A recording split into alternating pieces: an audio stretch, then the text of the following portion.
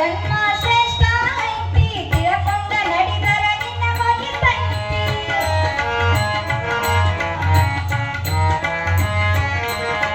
ಮಾನವ ಜನ್ಮ ಶ್ರೇಷ್ಠ ಐತಿ ತಿಳಕೊಂಡ ನಡೆದರ ನಿನ್ನ ಮಗಿತೈತಿ ರೇವುರ ತುಕರಮ ಕವನವ ಕೇಳಿ